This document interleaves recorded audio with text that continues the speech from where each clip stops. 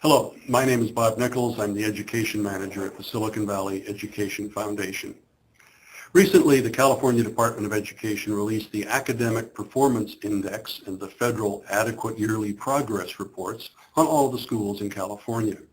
In a few minutes, my colleague John Fensterwald, our Foundation's journalist in residence, is going to discuss with you the difference between these two kinds of measurements. Both measurements are based on student performance on the California Standards tests that were given to every student in the state last spring. That is, every student between the 2nd and the 11th grade. Now, the Academic Performance Index is a scale of 200 to 1,000. Two of the highest APIs in the state, 998 and 996, are from schools within our county, Murdoch-Portal Elementary and Faria Elementary in Cupertino, and our congratulations to both of those schools. Now, the goal that the state has set for every school is to get an API of 800. 53% of Santa Clara County schools have met that goal, compared to only 42% statewide. 21 new schools joined the list of 800 plus. And again, our congratulations to those 21 schools. Now, every school below 800 is given a yearly target, a target that they have to meet, making progress toward the goal of 800. 84% of Santa Clara County schools made their target, compared to 78% statewide.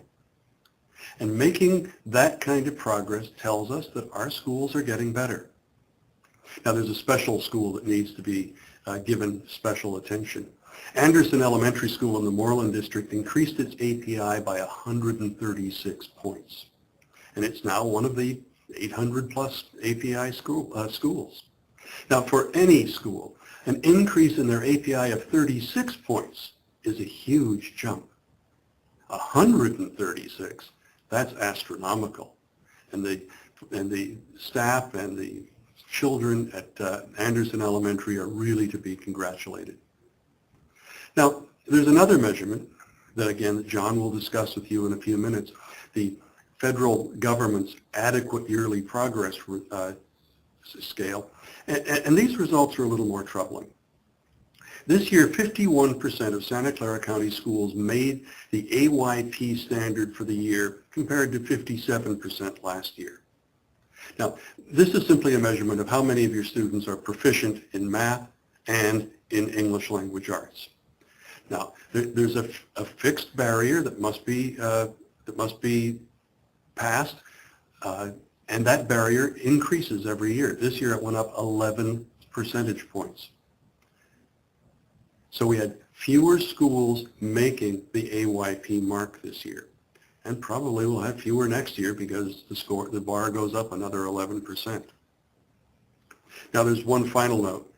Santa Clara County has always performed better than the rest of the state on every test and in every measurement and by every group of students, no matter how you disaggregate them. Our SAT scores have always been higher than the rest of the state.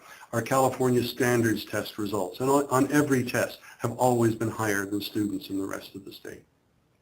For each of our subgroups, the subgroups in Santa Clara County have done better than the similar students in the rest of the state. Our English language learners outperform English language learners in the rest of the state. Our low-income students outperform the state's low-income students.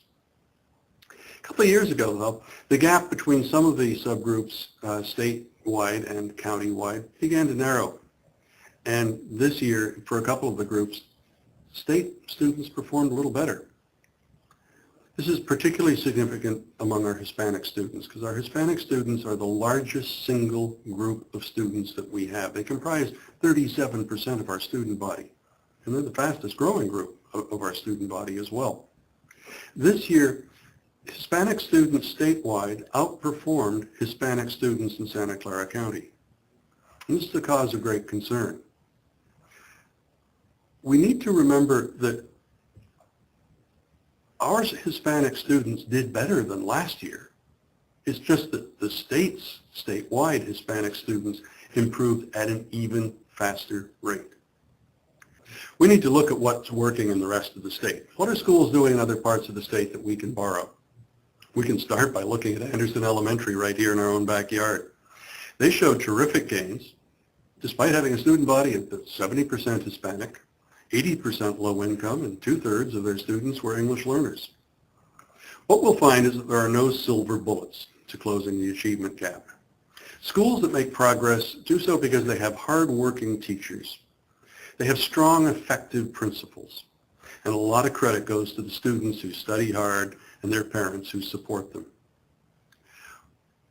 There's much to be proud of in our schools in Santa Clara County. We've made some pretty significant achievements. There are big areas of concern. We can't let those areas of concern slide.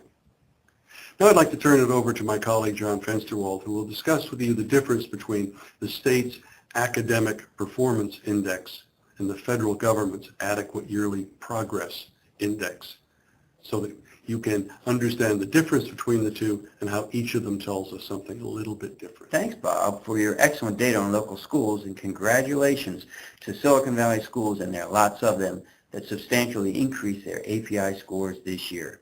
That shows there's a lot of hard work going on in the classroom.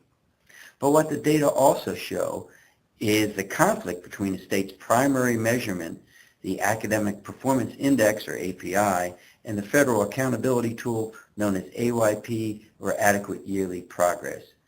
Most schools continue to show growth in their API scores for the state, even as increasing numbers are failing to make their federal target under AYP.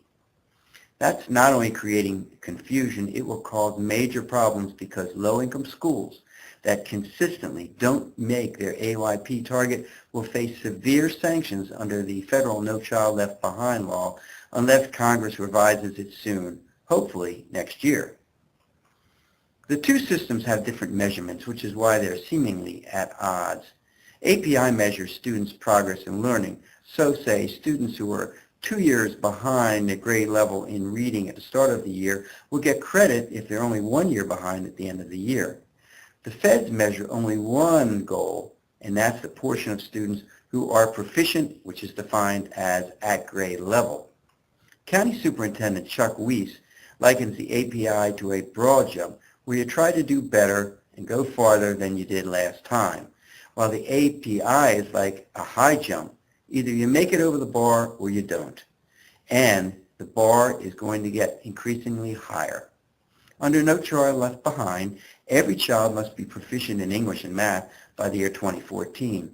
That's only 5 years away, and frankly, it's not going to happen.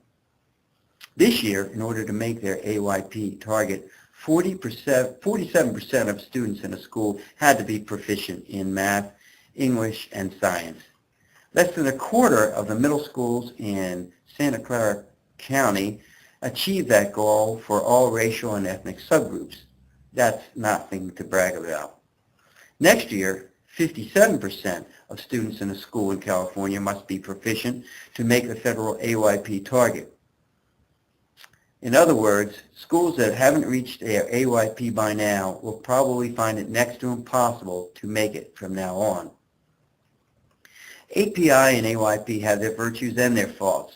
The Fed should give credit to gradual progress and credit students who are showing improvement even if they're not yet proficient. The state should press harder for quicker improvement too, and it should raise the bar. The state says all schools should shoot for an API score of 800, but proficiency under API is actually 875, so there should be no celebrating until that goal is reached. To meld both the AYP and API systems into one sensible standard for California, API needs to be tinkered with, and AYP under No Child Left Behind should be revamped, with the harshest sanction only reserved for the worst performing schools.